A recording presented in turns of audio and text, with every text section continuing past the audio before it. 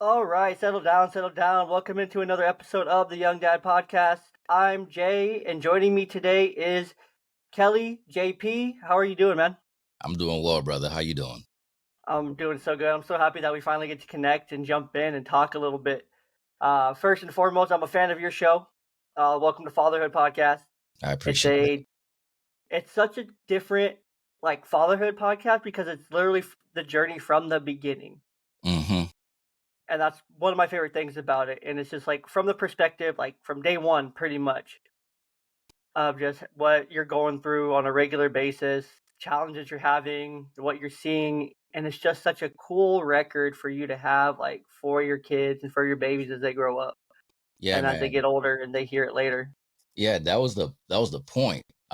When I first started it was supposed to be more of me talking about, you know, what it's like to bring a baby home and, just kind of chronicling the day to day. But Mm. then my firstborn came in 2020, and at the time that he came, there was just so much stuff going on in the country and race relations and stuff like that. And so I started talking about things that I was not prepared to talk about. So this is like real time processing of me and discovering who I am as a dad and figuring this whole thing out while also bringing a new baby home and the chaotic world and the whole nine. So it's been quite a journey.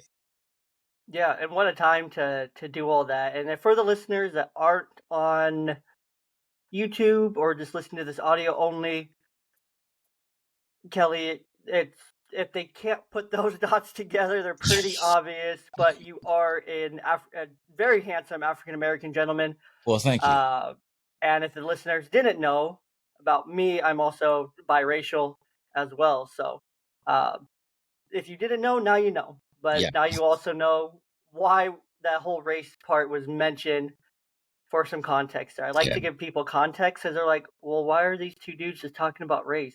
And it's like, oh, that makes yeah, sense. It yeah. affects them, kind of thing. So, but no, that was a crazy time. It was so nuts. Like my youngest was born during 2020, November, Okay. and so going through it, raising one that was like at home, she was 3, 2 going on 3 during that time, and it was weird because we had moved. We Mm, moved from Flagstaff, Arizona, up to the Tri Cities in Washington, okay. and during April 2020 because my wife at the time, my now ex-wife, had lost her job, and because she was a preschool teacher and it shut down, and so we moved up here, and yeah, it was weird. I was working at Lowe's and we were wearing masks, but if we went outside, we'd have to wear masks, and then Yeah. the whole race thing, like Yeah. I remember like people talking to me because like this is a very predominantly Caucasian white area Hmm. and also very strong Hispanic Latino area as well. Okay. But it's not a very strong colored area. It's a very strong LGBTQ plus community as well. Okay. So it had its own unique things for when Hmm. it came to those kind of riots and things like that, which was really interesting because we never really had looting or anything like that or any of that stuff that you saw in like the media. But Yeah. we had our own like rallies and things like that. But I don't remember ever any BIPOC, um, any Black indigenous people of color kind of rallies or anything like that. So it Mm, was interesting now that you mentioned that. But we could spend all day talking about that. yeah. But a Yeah. little bit about you, Kelly, before we jump in. I mentioned how awesome your podcast is. I'm a fan of your show. Your Instagram pages are absolute fire. The Miscarriage Dad page on Instagram is one for dads who have experienced early pregnancy loss, also known as miscarriage as Yeah. well, but from his perspective, which is so important because that's not talked about. It's rarely talked about. Um, while also while you're welcome to Fatherhood is a platform, a podcast highlighting the social double standards that complicate the environment for dads to be the healthiest and most capable and selfless people they can. So, Kelly, tell us a little bit about yourself, a little bit more about your fatherhood journey, your platforms and how and why they got started. Kind of mention it, but give us the story. Yeah, appreciate that, man. So I did not have a good relationship with my father for a variety of different reasons. Part of it was just life circumstances that my parents had to be separated so that they could look for a better way of life for us. And then somewhere along that plan, that trajectory, it just seemed like my father went on one course. And so I was brought up mostly with my mom and my two sisters. I am one of three, and I'm the only uh, male in my family, and I'm sandwiched in between two sisters. So growing up, I didn't have a father figure per se who was there and active and present and all of those things that we strive to be as fathers Hmm. now.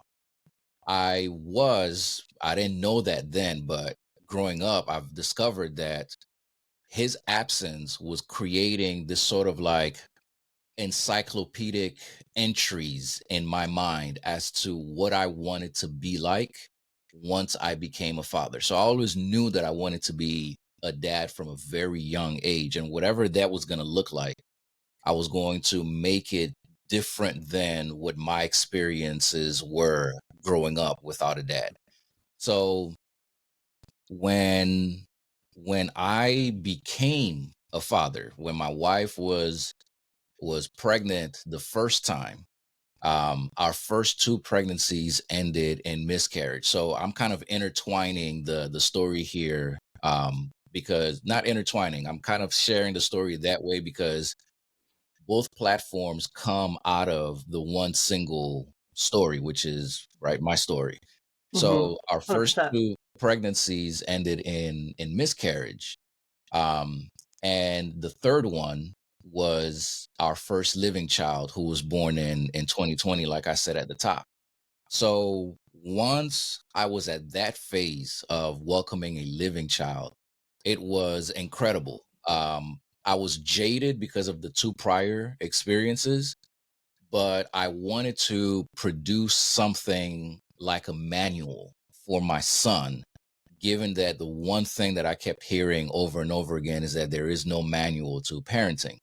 So Hmm. I was like, what an audacious thing to try to do and just create a manual for my kiddo and pass it on to him when he becomes a father, should he decide to become a father, or even if he's interested in knowing who the heck his dad was from Hmm. these early years of his life that he won't have clear memories about. So I want him to hear what I felt about him, what I thought about him, how glowingly I spoke about him, how annoyed I was with him, like the whole nine. I just wanted him to get a sense of all of that to help his own identity formation, because I realized that that's something that I don't have. And so I don't know what my dad ever felt or thought about me, if he was proud of me or any of that stuff. And so I wanted to pass all of that stuff on to my son, should he get to a moment of his life where he's doubting or questioning those things. So that's how Welcome to Fatherhood was born, as this audacious attempt to create a fatherhood manual for my son. And but like I said, because of the context of 2020 where he was born in May 2020, things just kind of went in a different direction. Oh So yeah. so the conversations that I wanted to have were the conversations that um were not conversations that I had. Rather, I was forced to have different conversations that I was planning to on having. And what turned out to be, bro, was that I started meeting people from all over the country, people from different parts of the world who were willing to just talk to a total stranger and hop on and share their experiences and allow me to challenge some of the things that they would say and empathize and do all of that stuff. And once the journey got going, once that train got going, it was just like, yo, this is incredible. So fast forward to this year when we welcomed our second living child. So in the middle, in between my firstborn and my secondborn, who is also my lastborn, my wife and I experienced another two miscarriages.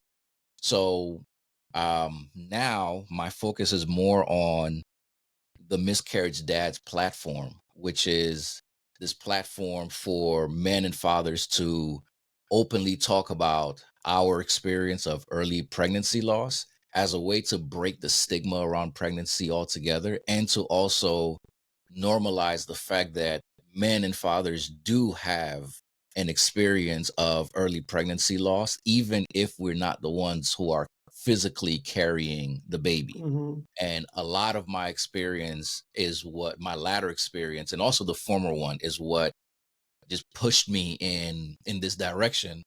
Excuse me, because when I was looking for stuff as I was going through these things, I didn't find anything here in the States. Everything that I found was sort of overseas. So I'm trying to do something about it. I love that, man. That's so rough, man.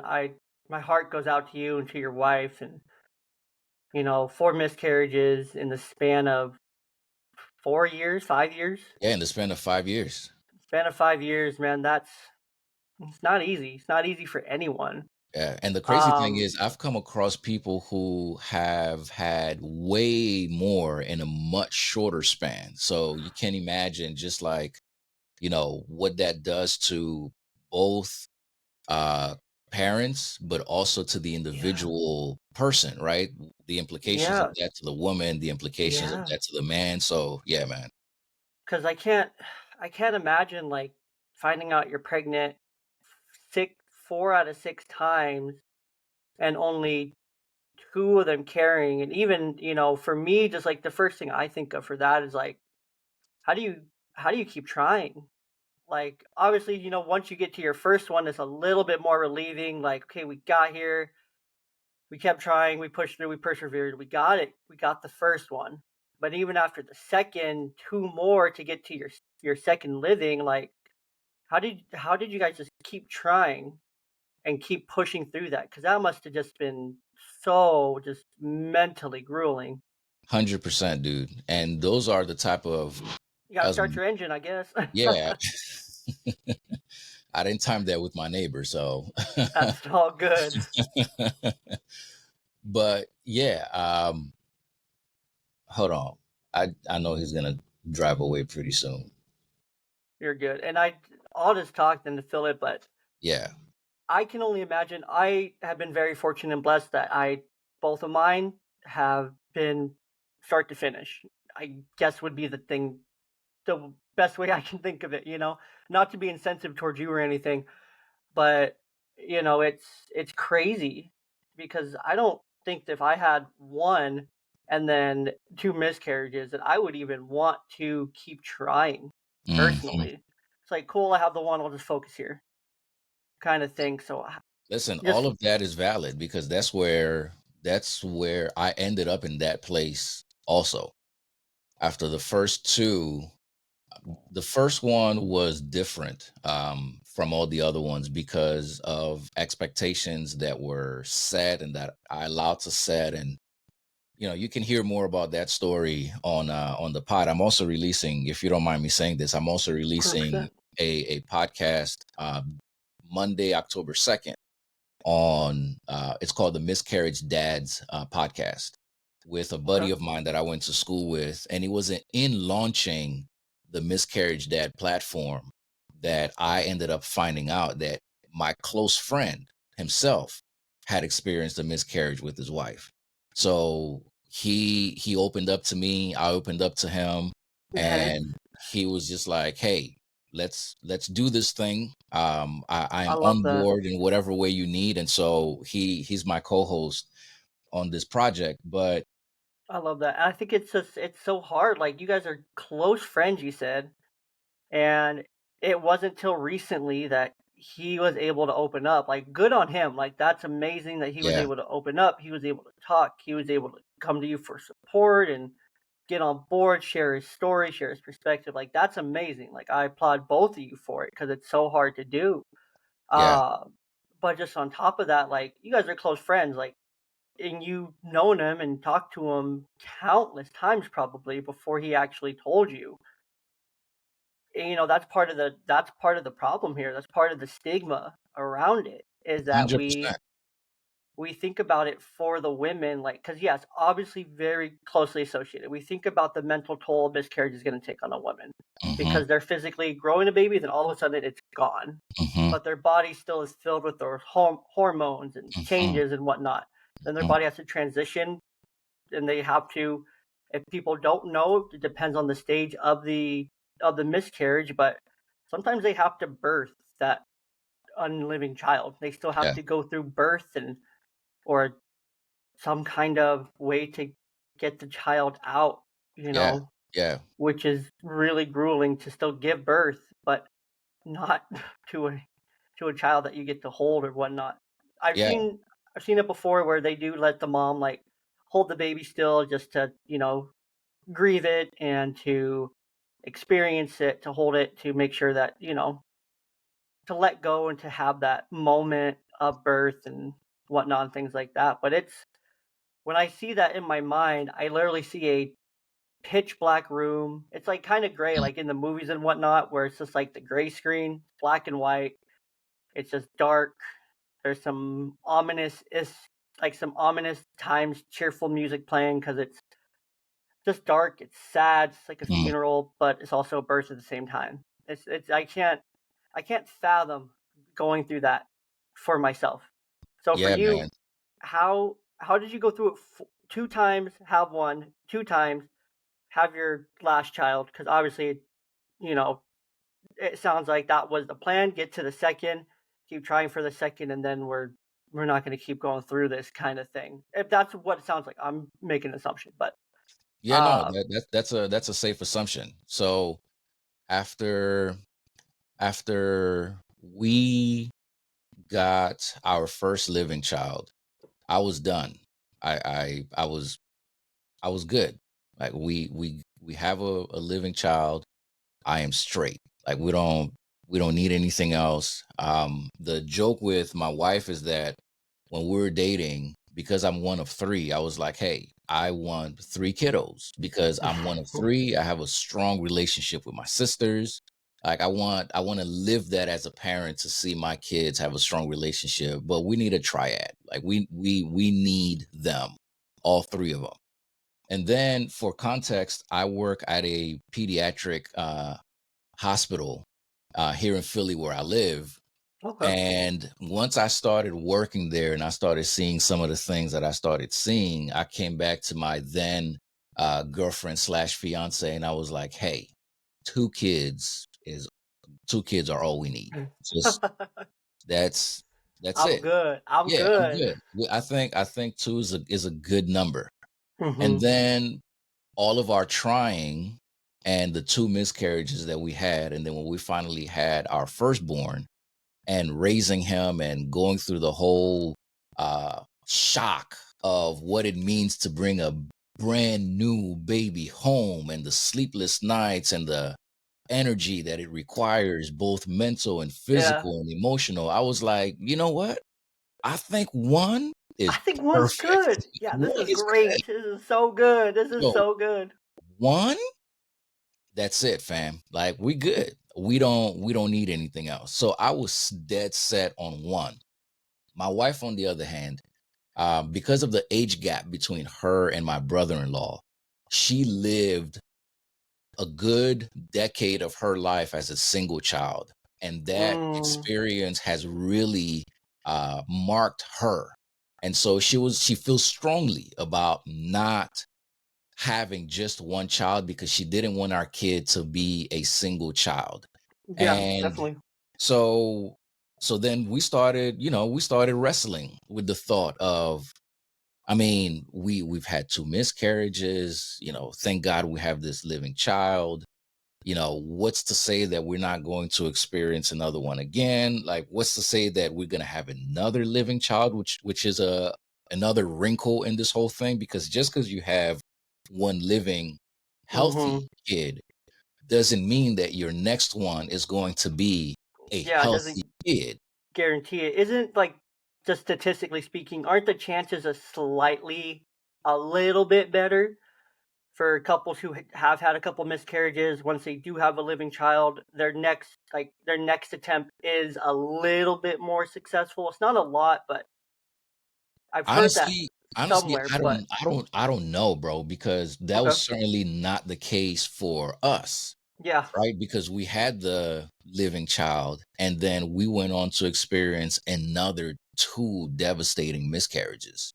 So, and the crazy thing was, there was nothing wrong with my wife. There was nothing wrong with me. Like, it wasn't anything that, like, we weren't carrying some faulty gene or Yeah, anything I like that. did you guys get tested after the first two or and, like, do So, genetic testing or so she was offered the option of genetic testing, and I want to say that she thought about it, or she was about to do it, especially after the second one. But then we got our healthy child, and so I don't think we either of us went through with it. But I have to okay. double check that with her, actually, because she might have gotten tested, because I do faintly remember us having a conversation where she was like, it's nothing wrong with her. And so her doctor wanted me to then go ahead and get a test to see if it was something that I was carrying.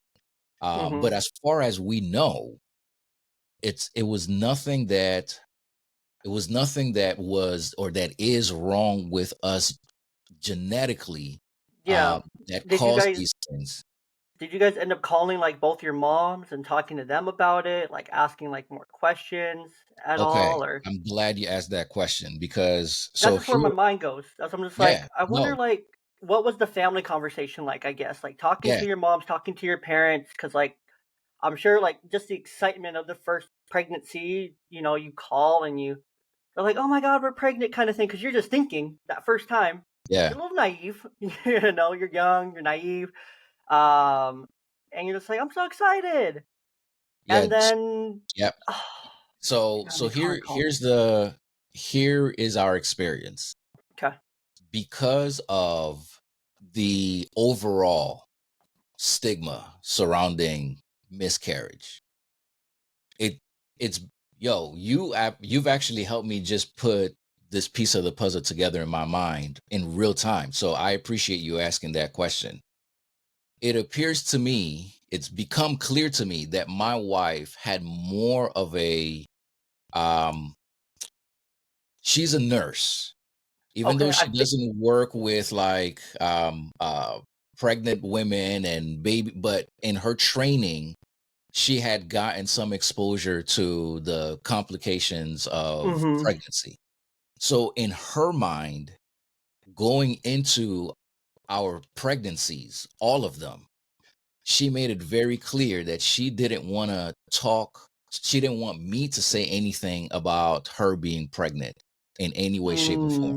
okay, So I don't believe that her mom or my mom, our families did not know. okay, They did not know okay. that she was pregnant. The only time I remember, we came out of that first ultrasound when we were first pregnant, and I was ready to tell the world, bro. Like, I Of was ready to course, tell the of world, course. like, that's what we do. And she was like, I would really appreciate it if you didn't say anything until the second ultrasound confirms that this is a viable pregnancy. And dude, I was just like, are you serious right now? Like, I just want to shout it on the rooftop that I'm Yeah, going to because it's be something a dad. you've always wanted, something that you've always looked forward 100%. to, something that 100%. has always been, like, in your mind. I mean, I love what you said earlier, just like you were creating that encyclopedia, like, I feel like dudes who are, like, really wanting to be dads, always know they wanna be dads, like, we know from a really young age, like, I remember putting it in school, like, "What do you wanna be when you grow up?" I would put, like, doctor, like, lawyer, police officer, professional baseball player, and I would always put, like, I wanna have a family, 2 kids, like, I always wanted to be a dad. Always Yeah. drew it out, like, it was always there kinda thing. Yeah. So we didn't talk to anybody. We did Okay. not tell anybody. And what that caused is that when we were going through the miscarriages, it's not something that we could have opened up to our family members, because Yeah, they didn't know that we were pregnant in the first place. that's So tough. then that would not have been the time, the place, the context to then start talking about, oh, by the way, we were pregnant, and oh, by the way, we're losing Yeah, this because you can't. pregnancy. That's such a hard space because like that is literally, especially for men, like your sisters and your mom and whatnot. Like that is your support system. Yeah, fam. That's like your Yes. closest, most reliable support system. Regardless, I'm sure you were able to eventually have that really hard conversation. But it was Eventually, way after the fact. I would assume it was pretty close to after your first one was like confirmed and viable. So my sisters didn't find out that we had lost 2 pregnancies until, oh, when was it? I mean, they ended up finding out way, way, way, way after the fact. And I Yeah. remember that because they were both shocked and surprised. In fact, no, what am I saying, bro? My sisters find out that we went through those miscarriages once I launched the Miscarriage Dads platform. Wow. And when did And you? and I launched that platform several months ago. Wow. That's when That's they found out. that's tough because like some of that is gonna feel like just thinking of like if you were my brother or if my brother Aaron, if he went through that, I would expect not expect, but like I would assume that we're close enough and tight enough for him to I think he would to call me and be like, "Hey man, pregnant. We don't know if it's viable yet. We don't know if it's confirmed, but um and then if it does happen, like and he didn't tell me, I would be or if he didn't tell me at all, I'd be like, What happened, man? Like I'm gonna be a little disappointed, I'm gonna be a little Yeah. sad, but I'll be like, "Come on, man. Come on, Kelly. Well, Here for you." that speaks to the complicated nature of this Mhm. whole thing, right? It does, yeah. Because I'm protecting, so my wife tells me to not say anything Yeah, because you she gotta wants to protect feel her a and sense of protection. exactly. You gotta protect her and you gotta honor her Right. wishes. I mean, she's the one carrying the babies and is gonna Simultaneously, she's cutting out my outlet and support yeah. system. And Mm, so how can I honor her by also, you dishonoring know, yourself. this, so that's Mhm. complicated in and of Mhm. itself.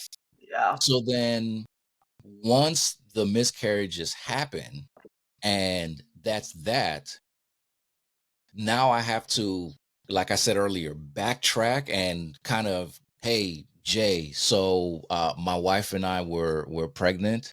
And oh, dude, congratulations. Cause that's a natural impulse when somebody Yeah, tells you, I'm gonna cut you off and be like, "Oh, congrats." yeah, I'm yeah, not gonna let you congrats, finish. man. Exactly. And then, but by the way, we lost wait, what? So that is a And then whole it's like, conversation "Oh in and shit." of itself. And then You the know what other I mean? person, then you feel bad because you just like got the other Yes. person excited, and then you kind of Yes. shatter their, you kind of break the glass in the moment there at the Yeah. same time. And then now from your perspective, it's gonna be like, okay, so then why didn't you tell me this? So then now I'm gonna have to be balancing Now you're gonna my have to own answer emotion. questions.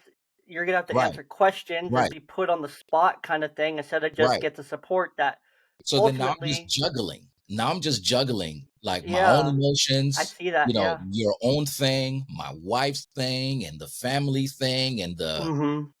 so that just goes to show how complicated this whole thing is. So 100%, being 100%. able to just like identify oneself as someone who can talk, like you may not ever have gone through it, but then to identify yourself as someone who is open to receive that, hey, I'm safe for you to talk to me about this, is so Mhm. huge, right? And for me, in my the way I think about it, the only way that can happen is if we get to a level of comfort talking about this event in the same way that we've gotten as a society and a culture comfortable talking about people having cancer, for instance, people having HIV AIDS. Like there used to be a stigma that used to be taboo back in the days. Like it took a whole musical about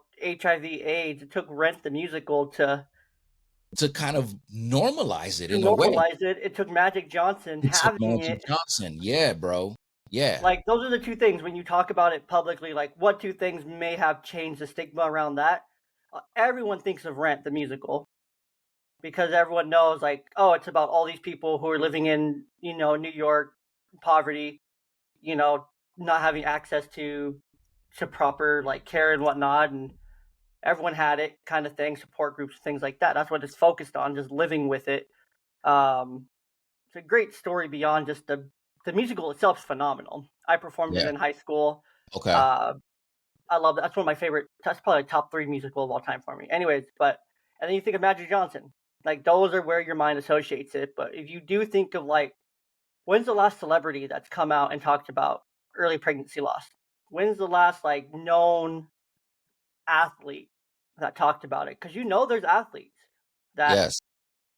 probably some that have gone down a path of addiction, that have taken some of these mental health breaks, that have like, oh, whatever happened to this dude completely falls off the face of the earth. And I think they're doing a lot of the same things that you did, where they're protecting their family, they're protecting their wife, because why wouldn't they?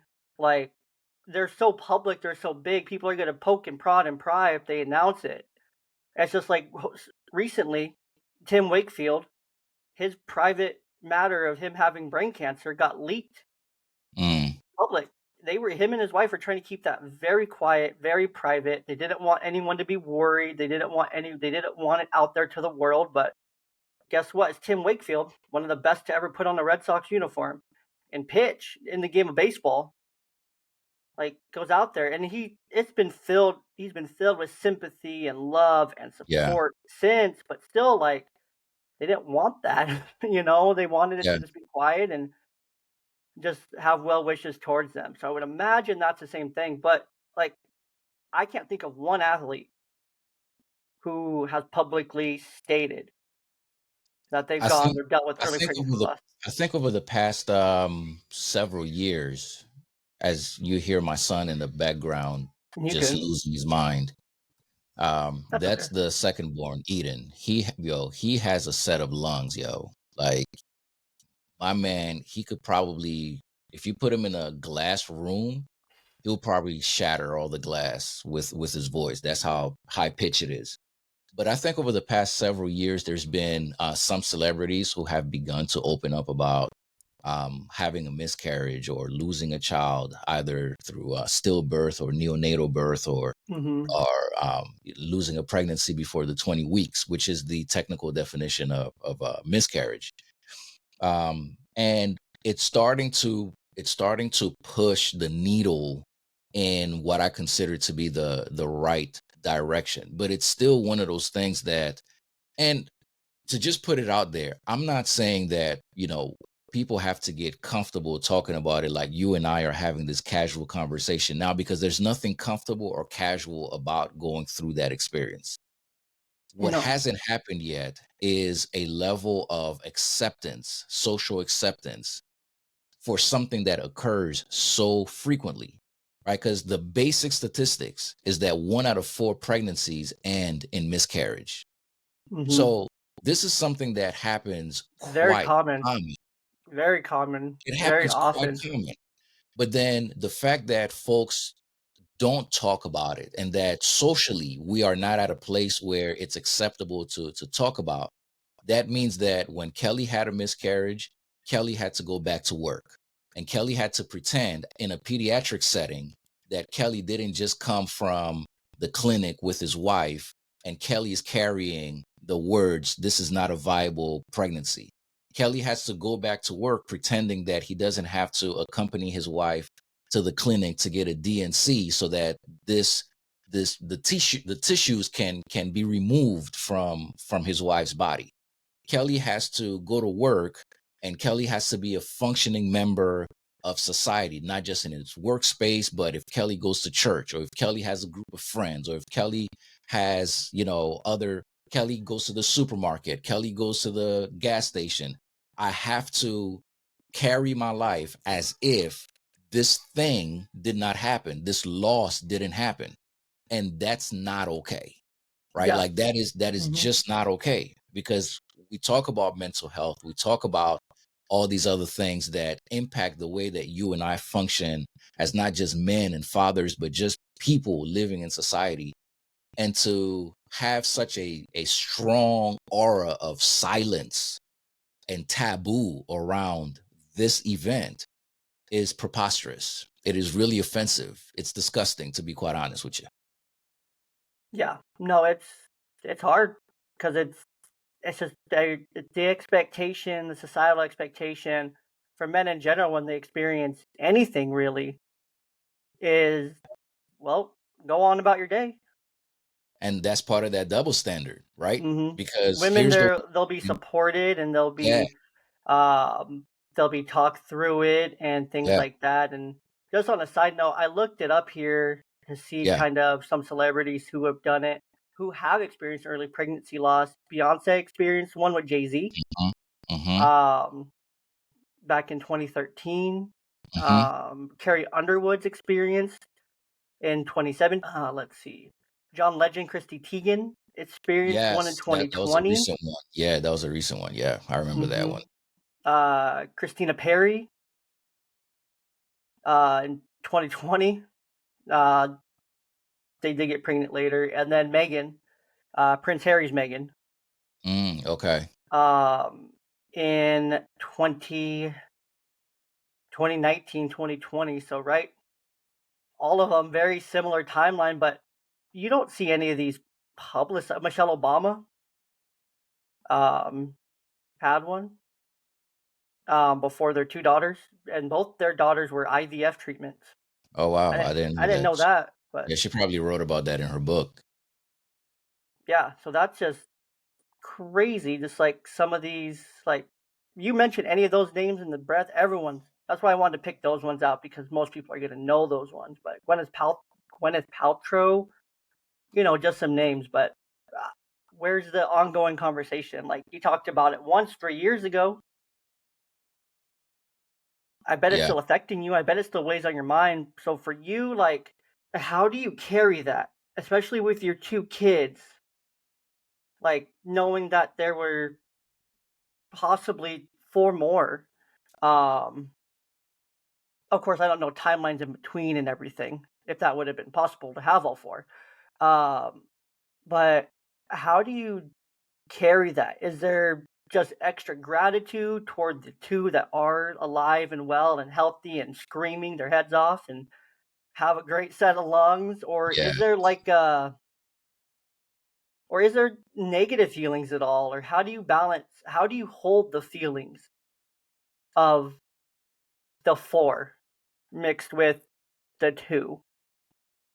yeah. That's something that I'm actually processing through in real time through the Miscarriage Dads platform, because so I'll share this one experience that happened recently. Several months ago, maybe about 2 3 months ago, I couldn't sleep one night, and my entire household is knocked out, including the two cats. Like they're knocked out, and I sit up in my bed and I'm just wide awake.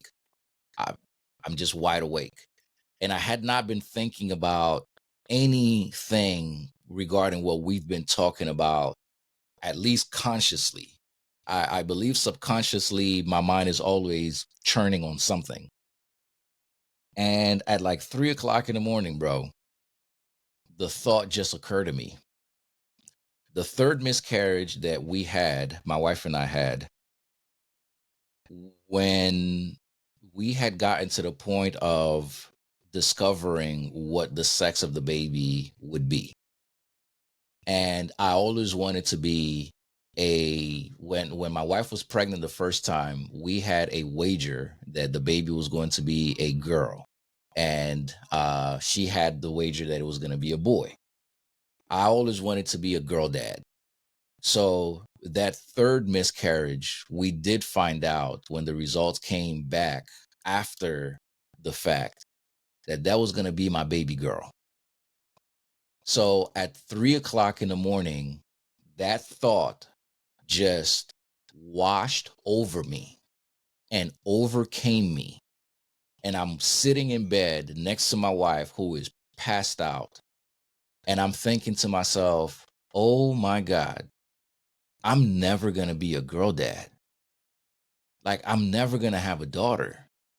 And all of those dreams and crazy nonsense that I envisioned myself doing when I had a daughter, that was the first time.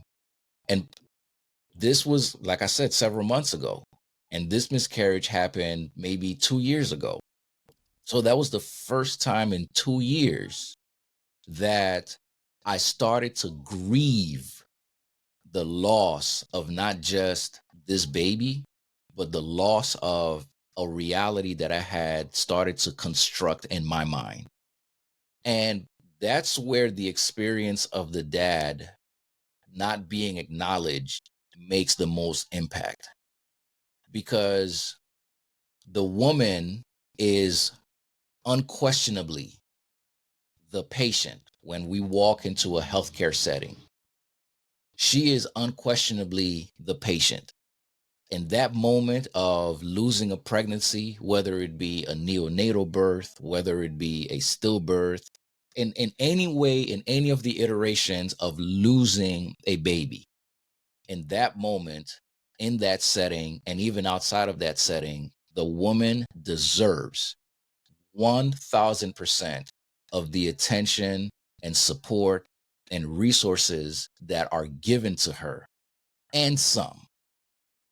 The failure, both on, not even both, the failure on all fronts, I believe, socially, medically, relationally, I mean, in every way, is not acknowledging that when you and I were first told that we were going to be dads, we started to create a whole reality in our minds of what our lives with this baby would be like, Mm-hmm. of the things that we wanted to do with this child. If it was a boy, I would do X, Y, and Z. Bro, I was looking forward to replaying that scene in Bad Boys when when Reggie came to my house to ask to take my daughter out to the dance. Like, I was gearing up to Mm-hmm. replay that scene with my daughter. And that morning at 3 something in the morning, when I couldn't sleep, I realized I will never have that moment. I'll never have the samurai swords. I'll never have the ninja stars. I'll never just do stupid nonsense in front of little boys who are looking at my girl to scare them off. Just like, I would never have any of those moments. And that Mm-hmm. is a loss. That is a loss as real as the loss of the actual life that did not materialize. And so not acknowledging that part is where I think the ball gets dropped epically. Yeah. So I'm trying to process all that.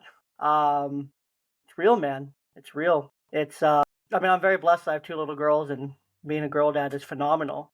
Part of me wishes I had a boy. Um, but I got two little girls, so if you want to do some boy scaring, give me about 6 years or so. I'll bring you up, call you up. You can come up here. You can help me out. I got you. If you need to live vicariously a little bit, I got you 100%. But yeah, man, it's real. We don't. That's the underlying root of the problem is that we don't treat mental health fully in our country. We Mm, don't have the we have the ability. We just choose to allocate those funds to foreign countries. facts. We choose to allocate these resources everywhere else but within. Our leadership in the country decides to go stand on a picket line for no good reason while the government's about to shut down and millions of people are either going to get furloughed, not paid, or have to work without getting paid for who knows how long.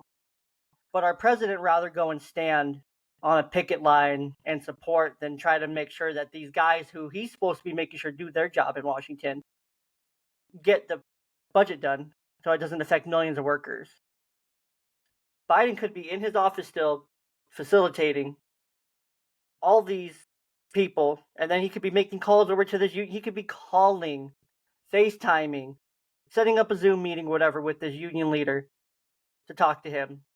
What good does it do him standing there on the picket line? Can he do anything to change and impact these people? No. What he can do is get on the phone with the union leadership and talk to them.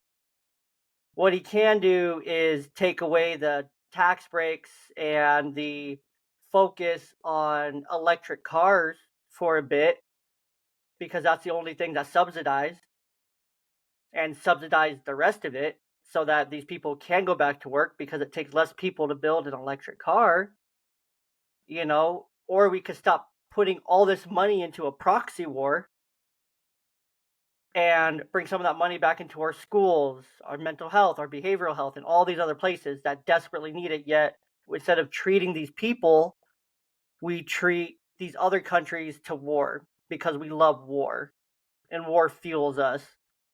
But with that comes the catch of all these other people who aren't getting the treatment they need. And then guess what they go and do? They go and fight guns. They go and get violent. They end up on the street with drugs and fentanyl in their hands, which is trafficked by Americans. 90% of fentanyl in our country is trafficked by Americans across the southern border. And instead, they fall into fentanyl. They find weapons. And then what do they do with those weapons? Because they're mentally unstable and they're on drugs, they go and hurt and kill people. Because they're mentally unstable. There's been lockdowns in my area. There's been several lockdowns and threats of gun violence in my area over the past week. It's September. We're not even a month into the school year here, and we're already having that. Like, come on. Like, it's a very big problem, and it's so sad and pathetic that our government leadership either is too dumb to see it or is too dumb to actually realize the problem.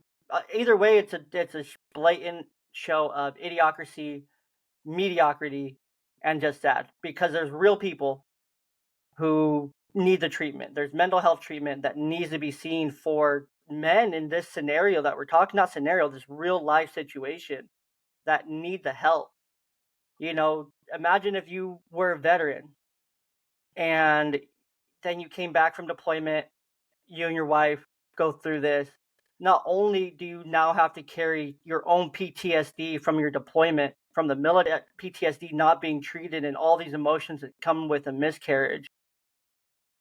I'm worried for that woman because this man is so unstable. Not saying that he is, not all men, but he's carrying all this weight. Like, she's gonna lose her husband one way or another because he's not treated. He's unwell. And guess what? The military is not giving him treatment for his PTSD, for the depression and anxiety he's feeling from being in the military that caused it, because it was your choice to sign up, but we're not going to take care of you afterwards for doing and fighting and putting your life on the line. And then if you go through real world stuff, that sucks to be you, kind of thing. And that's where it's at. That's the double standard, The woman, yes, 100%, she is the patient. She is the one. Men will give that all day, but when it comes to it 2 years later, it hits you. It hits you like a freaking bus. Those loss, that grief that hits you hard sometimes. Yeah. Grief is grief, And most men, I feel, don't even know how to handle grief. They don't know where to start. They don't know how to start processing it, to work through it. I think you can see there's 5 stages of grief if you Google it. I really think there's 7.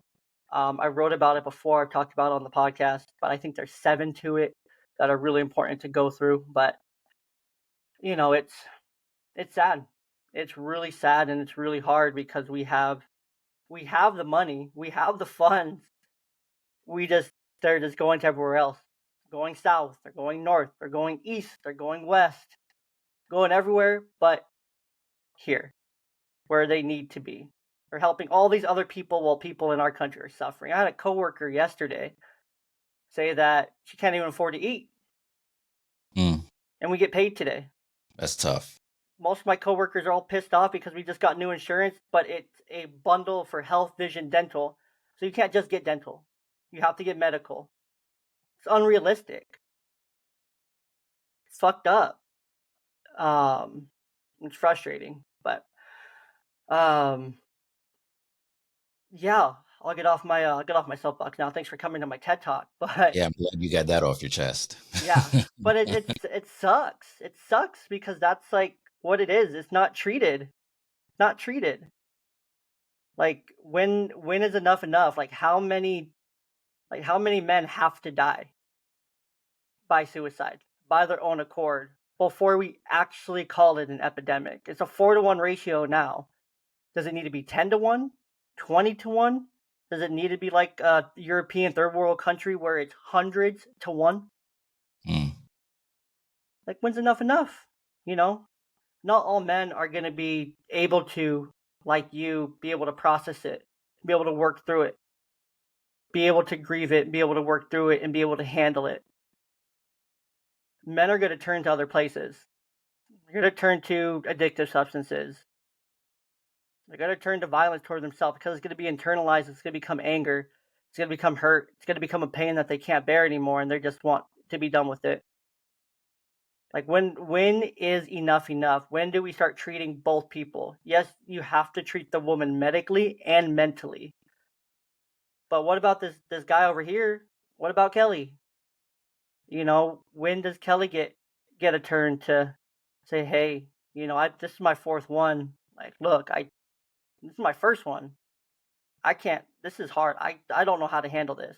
yeah, My second one. I don't know how to handle this. 1 in 4. Does it need to be every other pregnancy that it happens to before everyone starts getting treated to make sure everyone's well? Because I mean, with food and chemicals and everything like that, it's not getting better. It's not getting no better. And the likelihood and everything and what's in our bodies, can only imagine it's going to get harder. We're already in a population decline. And so it's you take all those factors. It's like when is enough enough, and where is the line drawn to help the fathers yeah. in That's these? the question. That's the question right there. So we have the answers. We just don't want to acknowledge them. We have the answers. Sucks, but all right. So it's like I prefaced at the beginning for the listeners. You know, it's a heavy episode today. That we got into a really hard topic, and so if you're still with us, thanks for still being with us. Yeah, um sure.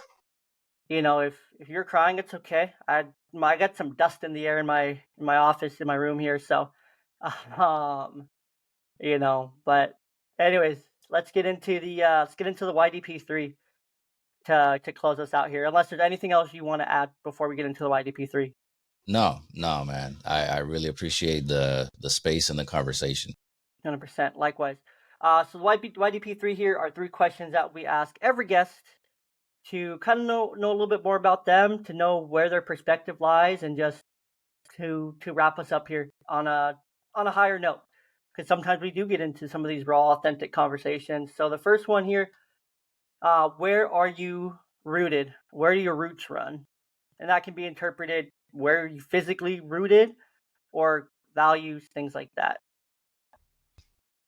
Um, yeah, I'm rooted in the I'm rooted in the sense that there is a short period of time that I get to walk this earth and to always try to make the best of it. Not for the sake of fame or legacy or anything like that, but because the human experience is so complicated.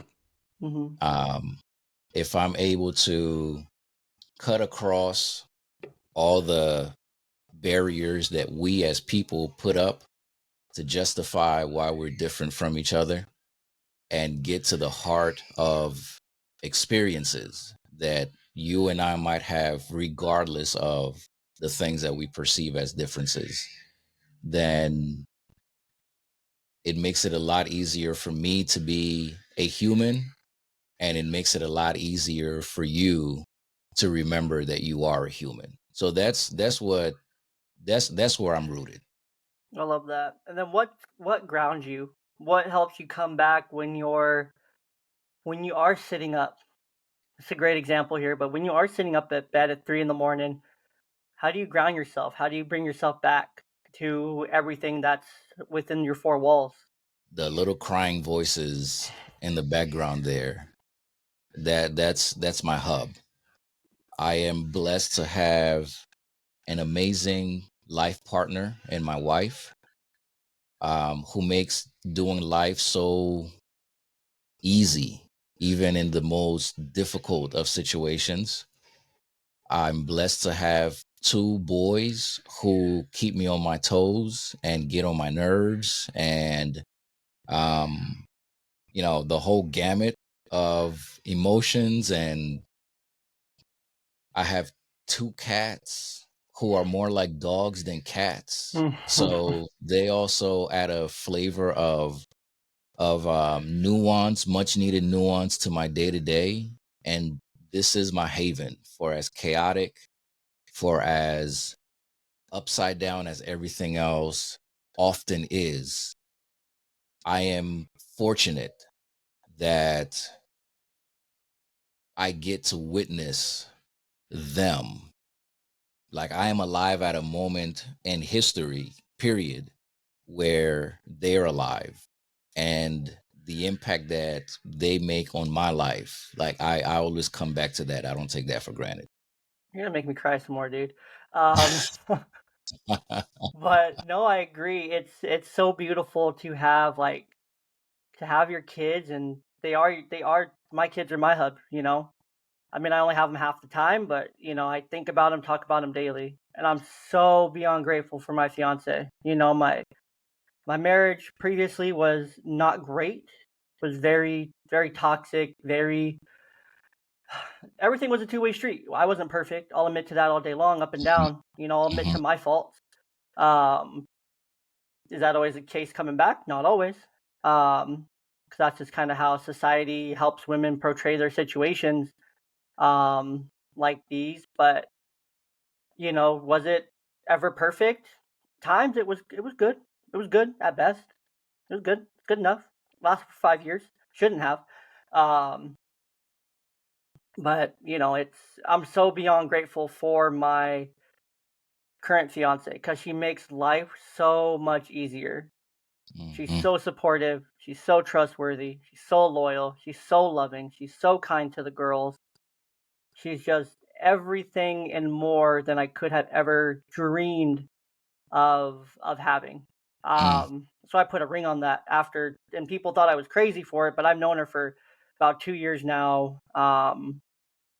Dated and talked for a while. We're best friends before anything else, before we even started dating. But once we started dating, it took me about shit 4 or 5 months to put a ring on that.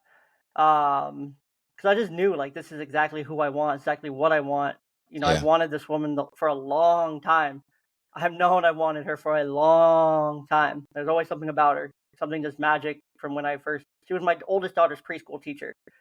A couple of years ago. So it's like just from when I met her, when we would have phone conversations about my kid, I'm just like, there is something just so like I would crush on her before I even like had met her in person. Just like talking to her on the phone, I'm just like, man, there's something so different here. Like I felt it always. I always felt it. And when we finally started dating and like hanging out and talking and getting to know each other, I'm just like, this is magic.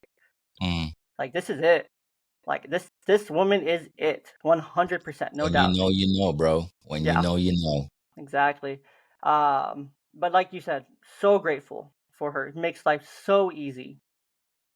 You know, I'm sure you could say the same thing, but she's my rock, absolute queen of my life. Absolutely Facts. everything and then some that I didn't have before. So I'm truly blessed, just like you. And lastly, here, last one of the YDP3 here. What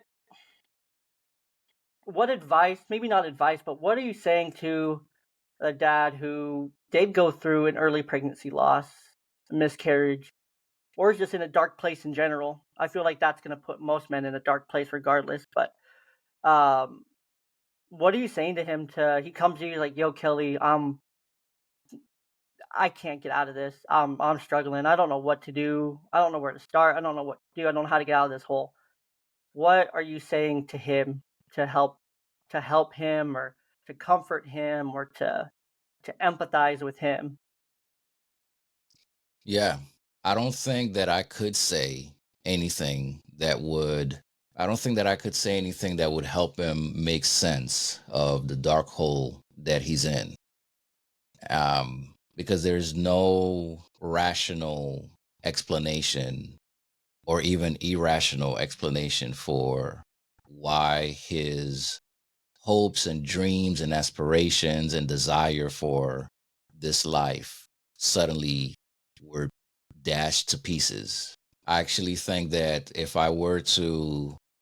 there were words to say to rationalize that, it would be offensive to the life that no longer is.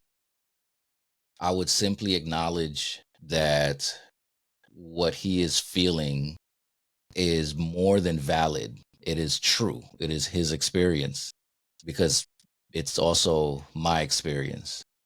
Um,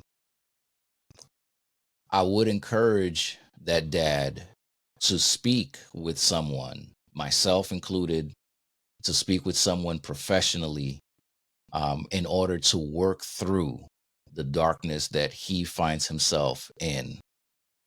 I would encourage that dad to not minimize his own experience at the or to not sacrifice it on the altar of having to be strong for his lady. I would encourage that dad to find a community of other men who have gone through what he's going through. And the Miscarriage Dads is one of those community.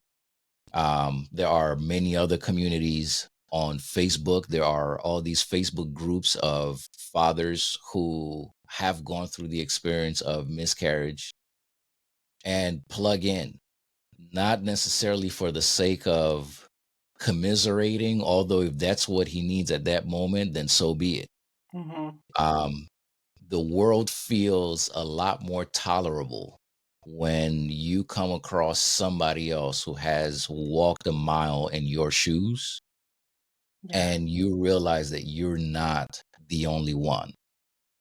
And then, last but not least, once he has gotten to a healthier place, I would then encourage that dad to open himself up to be that support for somebody who he may not even know could be in his circle. Man, I love that. And I think that that hits it perfectly. It the world is a lot more tolerable when you meet someone who's walked a mile in your shoes. I mean, that's how my whole platform got started. When I was going through my divorce, one of our very first guests, his name's Craig. He hosted the Single Dad Reboot podcast. I found it. There was nothing even 2.5 years ago. There was nothing Mm, really for divorced guys who were going through it. Stumbled mm, across his podcast, and him and I have become really good friends since then. Because I reached out to him on Instagram, I'm like, man, thank you. I was just like mhm. thanking him, like your podcast is helping me right now. I'm going through it, and this helps. And I would message him for just like when I was feeling down, because he's like, dude, look, if you need someone to talk to, like I'm here for you. Like I don't know you, but I'm here for you. Yeah, And that right there is just so powerful, knowing that there is someone in life that has walked the same mile as you. facts. So I love that. So people can find you on Instagram, two places, right? At Welcome to Fatherhood Pod and at the Miscarriage Dad. They can also find you on Threads at the Miscarriage Dad. They can also, of course, find both your shows everywhere podcasts are available, right? They're not exclusive anywhere. They're not exclusive anywhere. No. Not yet. They will be. They will be. Yeah. Both of us will be. We'll be exclusive somewhere eventually. But you can find both of the shows, Welcome to Fatherhood and The Miscarriage Dad, with launches today on today's release date for this show, October 2nd. So go enjoy it. Enjoy both of them. I know I'm going to be listening to it as soon as it releases. I'm excited. If you release it early, then send me the link. But um, just Kelly, thank you so much for your time, for sharing your story. talking about something hard and, connecting the dots in real time and helping myself understand a little bit more and a little bit more about that journey for someone who has gone through this. So I appreciate the time. Very grateful for it and grateful for the message that was shared today. Thank you so much, Jay. Thank you so much. Of course. Audience, do your thing. Are they awake? Maybe they're not awake.